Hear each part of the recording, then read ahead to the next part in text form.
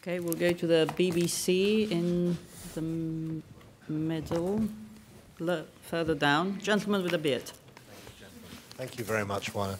Thank you, Secretary General. You have echoed the British Prime Minister's comments that this use of a nerve agent was an unlawful use of force by the Russian state against the United Kingdom. There has been a lot of sympathetic and strong words backing Britain in this predicament. But what practical steps can NATO offer? What negotiations are underway? What practical measures might we see to respond to this attack against a member state on their own territory? First of all, I think it's extremely important to express strong political support to the United Kingdom. Sending a clear message that the United Kingdom is not alone. We stand together with them. And this is a serious attack on individuals in the United Kingdom, but it's also a blatant and serious violation of norms and rules which are important for the security of all of us. So therefore, the strong expression of solidarity, support, is important in itself. Britain is not alone. Second, allies have offered practical support, and we are ready to provide support if so requested by the United Kingdom. And thirdly, we have to understand that this is happening on the backdrop of a pattern of reckless behavior which has taken place over many years. And NATO is responding to that, and the UK is part of that response. We have deployed 4 battle groups to the east of the lines. UK is leading one of them in Estonia. We have tripled the size of the NATO response force. And we are starting to invest more in defense to be able to send a clear message to Russia that we are able to defend ourselves against any threat, including hybrid, cyber, and other kinds of aggression. We will continue to adapt the alliance. We are constantly assessing what more we can do. And I expect also heads of state and government to make important decisions on this when they meet here in Brussels in July. Wall Street Journal. Mr. Secretary General, I wanted to follow up on that. Is there specific steps that NATO should consider to deter chemical weapons attacks, deter covert activity by Russia inside alliance territory? Is there something that can be done to bolster defenses against or detection of chemical weapons attacks? We are now investing more in our defenses, and that gives us more resources also to develop a system to protect us against chemical and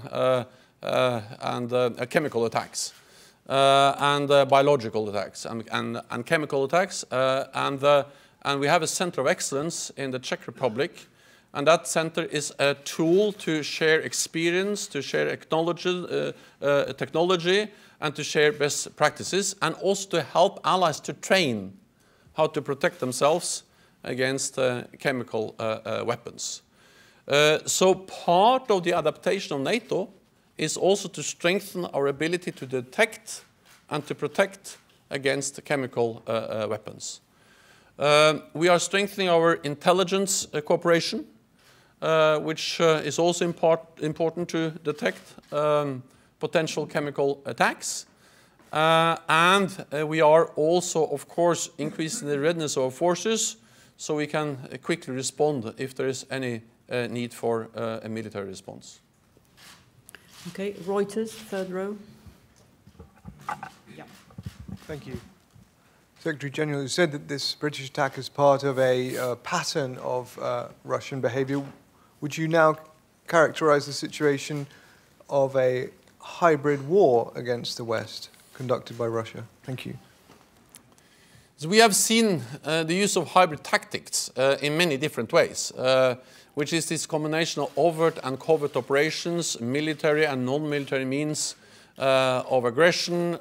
We have seen cyber attacks and so on. So this is something which has been going on for many years in different ways, and it's very often used. Also, was very often used the phrase hybrid to describe this blurred line between different means of aggression, and that's one of the reasons why NATO is responding. We responded when Russia used hybrid tactics in Crimea. We are responding when we see cyber attacks, and we are responding in many different ways. So yes, this is happening on the backdrop of a series of reckless actions, and that's the reason why we will continue to respond. Okay, at the back there, NRK. Thank you. Secretary General, would you describe the situation now compared to a year ago that Russia and the NATO allies are further apart? And if the situation is like you describe it, how can you possibly have a meaningful and constructive dialogue with Russia? At least the relationship has not improved, and that's the reason why we will continue to pursue our dual-track approach to Russia, which combines deterrence defense with political dialogue. And the dialogue is not easy, but that's exactly why it is important. Because when tensions are high, when there are increased risks for incidents, accidents, miscalculations, then it's even more important to have a political dialogue. Because we don't want a new Cold War, we don't want a new arms race. That's costly, it's expensive, and there are no winner in an arms race. After the end of the Cold War, we worked for a strategic partnership with Russia. But then Russia decided to use force against neighbors. We saw it in Georgia, but we saw it also in Ukraine. And this is Russia's decision, that they have chosen not to cooperate, but to confront. We will still strive for a better relationship with Russia. Russia is our neighbor, Russia is there to stay. But we have to combine the message of dialogue with the message of that we are predictable and strong. And that's the way we will continue. And then it's up to Russia to change behavior and to see that we all will gain if they are willing to engage in a more constructive relationship with NATO. We have Vitartas in the second row. Please wait for the microphone. Thank you. Denis Dubrovin, TASS News Agency. Mr. Secretary General, yesterday North Atlantic Council made a strong statement on the Salisbury case, but I wanted to clarify one point. In this statement, it was said that the nerve gas that was used in United Kingdom was developed by Russia. In fact, this nerve gas was developed by the Soviet Union over 30 years ago. So why there is such an inconsistency in this statement? Is it made on purpose, or is it just a mistake? Thank you very much. Yesterday we were briefed, and we will be updated and briefed again today by the National Security Advisor in the United Kingdom, and we were briefed both on the findings and also the actions of the United Kingdom. And we have no reason to doubt the findings and the assessments made by the United Kingdom. We have seen before that Russia has been implicated in same kind of incidents and cases. And we know that this nerve agent has been produced in Russia, and therefore we trust the assessments by the United Kingdom. I cannot go into intelligence, but I can just say that I trust the assessments which has been showed us by the United Kingdom. Washington Post, third row in the center. Hi, thank you. Michael Birnbaum from The Washington Post. Two questions. One, is this attack in Britain, in your view, an appropriate moment? Would it be appropriate for Britain to invoke Article 5 of the NATO Charter? And second question, on spending, President Trump, of course, has put tremendous importance and weight on the 2% spending goals, and in the United States, they've become politically linked to all sorts of things. One of his advisors was even talking about perhaps offering exemptions to the aluminum and steel tariffs based on whether countries are meeting their NATO goals. Is that an appropriate use of these spending targets in your view? Does it make sense to have this broader political discussion about them in the United States? Thanks. Let me first comment on spending and trade. It's not for me to comment on trade tariffs and trade issues as Secretary General of NATO. What I can say is that we have seen throughout the history of NATO that there has been differences between NATO allies on different issues, including trade issues. But we have always been able to avoid that these differences have undermined the unity of the alliance when it comes to the core task of NATO, and that is that we protect and defend each other. And I'm absolutely certain that we will be able to do also that this time. That yes, there are some differences when it comes to trade, but at the same time, I'm absolutely certain that NATO will stand united against or around our core task to defend and protect each other. On spending, I think we have to understand that European allies and Canada are now really stepping up. After years of decline in defense spending, we have seen for the first time in many years 3 consecutive years of increases. More countries will meet the 2% target. Back in 2014, when we made the pledge, it was only 3 countries that met the 3%, the 2% guideline. This year, we expect 8 allies to meet the 2% guideline. But perhaps even, but as important as how many countries that will meet the 2% guideline this year is the fact that also those countries that have yet a way to go before they reach the 2% guideline, they are also increasing significantly. For instance, Germany increased defense spending last year by around 6% in real terms. And that's really a big increase. And it adds to the European defense spending in a significant way. So Germany, as many other European allies, are now stepping up, investing more, providing more funding for military and defense purposes. Germany is also stepping up when it comes to contributions to NATO missions and operations. They have just announced that they will increase their presence in Afghanistan from around 1,000 to 1,300, adding 300 more troops. Germany has been there all the time, and I think this shows that European allies and Canada are doing more, stepping up, contributing more to our shared security.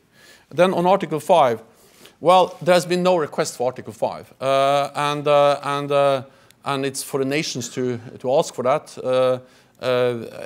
NATO is ready to provide support, and we expressed our political support to UK. Allies are also ready to provide support in the conduct of the investigation, and we call on Russia to answer the questions which has been posed by the United Kingdom. But I think it's important that we react in a proportionate, measured, and defensive way, and there has been no call for Article 5.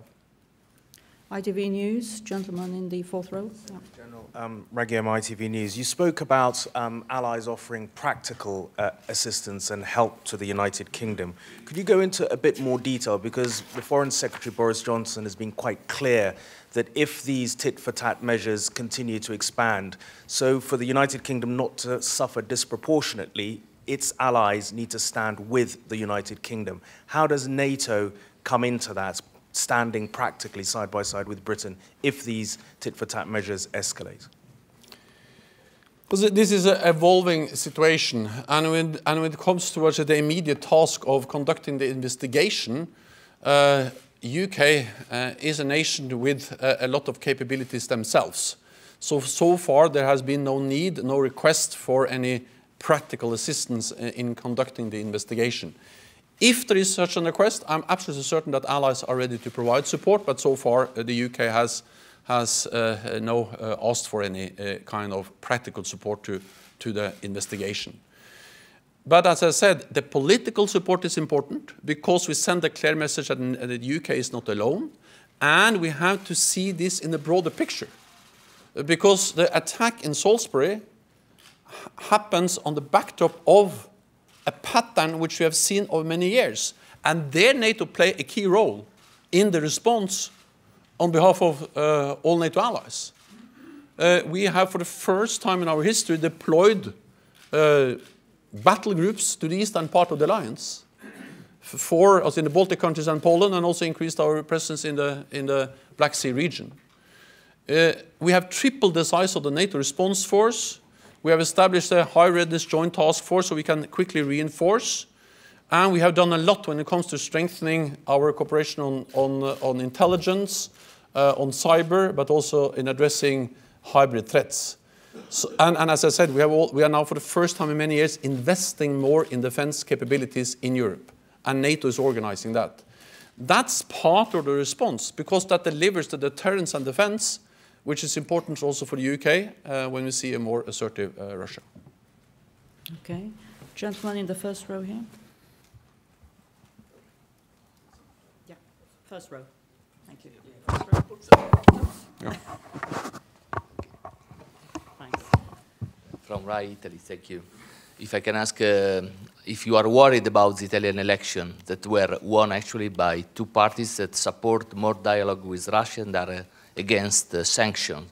Do you believe that there will be consequences with the alliance of Italy? So first we have to see, so we have seen the outcome of the elections, but it's too early to say exactly what kind of government we will have. But I respect the decision by Italian voters. I think we have seen in the history of NATO that voters have elected different political parties with different political leaders, with different positions and opinions about many issues.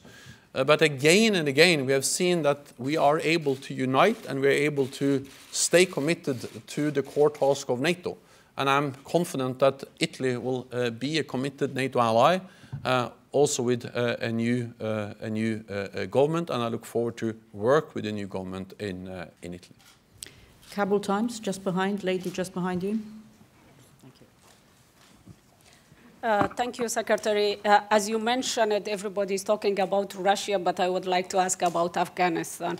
You said that in the report also mentioned it about Afghanistan, and also you said strongly support new peace plan in Afghanistan. I would like to ask, how does NATO support peace in a failed state and a terrible arranged national unity government? Because as we saw, the situation has always changed and thousands of civilians died. How does NATO support with this failed state? Thank you. So we strongly support the efforts to make progress in the efforts to have a political and peaceful solution to the conflict in Afghanistan. And we do that in different ways. Partly we provide strong political support to the unity government. And for us, this is very important that this is an Afghan-led and Afghan-owned process. NATO participated in the last meeting, the Kabul process, in the meeting in Kabul. We are around the table, we participate in the meetings, but it's an Afghan-led process, and that's extremely important that it continues to be an Afghan-led and Afghan-owned peace process. We welcome that President Ghani so clearly has invited Taliban to the negotiating table without preconditions. This is the strongest ever invitation to peace talks in Afghanistan, and Taliban should seize that opportunity to sit down and find a political solution. It may be that not the whole of Taliban is ready, but hopefully at least parts of Taliban is ready to sit down, and we call on them to do so. Second, we know that there is a close link between what's going on the battlefield and what can take place at the negotiating table.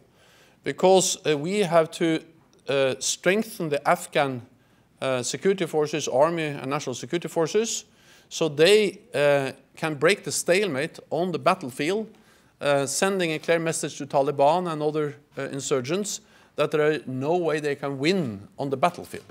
And that's the reason why we are increasing our military presence with trainers in Afghanistan to enable the Afghan security forces to break the stalemate and to create the conditions for a political solution. And thirdly, we provide economic support and we help Afghanistan with reforms, including fighting corruption, because we think that also can help and contribute to a peaceful and political solution. James, first row. Gentleman in the first row. Thank you. Yes, Brooks Signer, Jane's Defense Weekly. I'd like to turn to an ostensibly boring part of your report, but which I think has strategic implications if it's not addressed, and that is expenditure on pensions and personnel.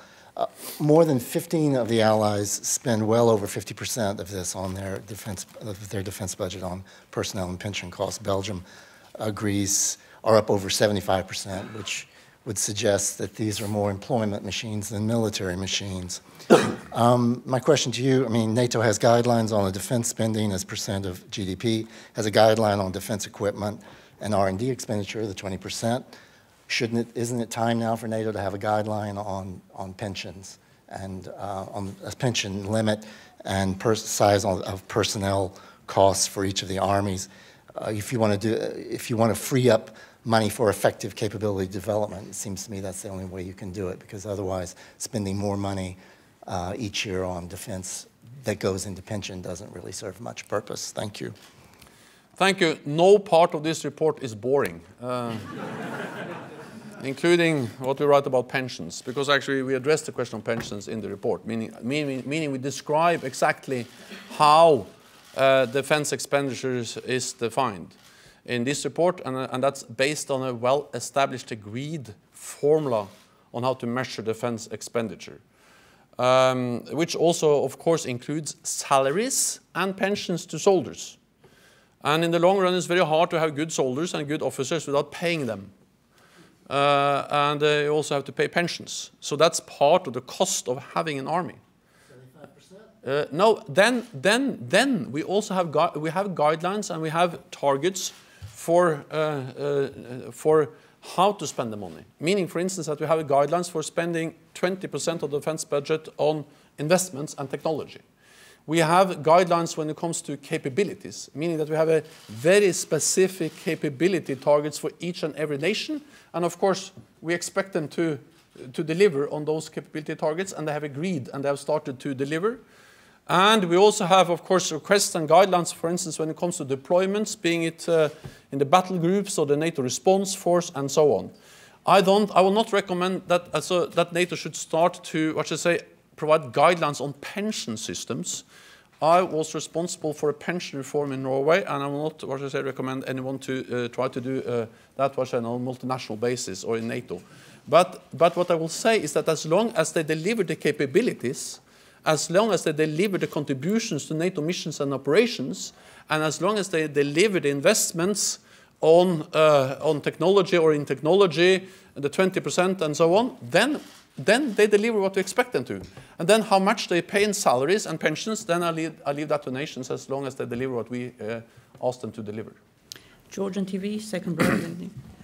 Rustavitu, Georgian TV company, Tamaran Tsubidze. Secretary General, as you know, our citizen was killed in Tskhin Valley, and the occupated regime and Russia still refuse to hand over the body. So, considering this and situation in general, how do you estimate threat from Russia to our Euro-Atlantic integration? And in this case, what can we expect from upcoming summit in Brussels? Thank you. I expect the upcoming summit in Brussels to recognize Georgia for the progress Georgia is making when it comes to reforms. And also to recognize the contribution, the highly valued contribution Georgia is making to NATO missions and operations, especially in Afghanistan. Then I met with the President of Georgia last week. I expressed my condolences on the loss of the life of the man that was killed, and also expressed or reiterated the call on Russia to make sure that the 2 persons who are still abducted are released. We will continue to provide political support to Georgia and practical support to Georgia, training, capacity building, reforms, and we are impressed by the reforms that Georgia has been able to implement, including the fact that Georgia is able to engage in a dialogue with Russia on how to solve the issue related to South Abkhazia and South Ossetia and Abkhazia. Okay, we had Europa Press at the back, lady at the back, yeah. Thank you, Secretary General. There's some speculation that UK might hit back at Russia, whether in an electronic warfare form or maybe cyber. Would you warn against this? I mean, you've just called also for a measured response. Would this just get us into an escalating scenario? Or do you think that it firmly still needs a joint response from NATO to make clear to Russia that this kind of behavior is unacceptable? I mean, where are the limits of the response that we should give to this kind of very serious incident, in your view? Thank you.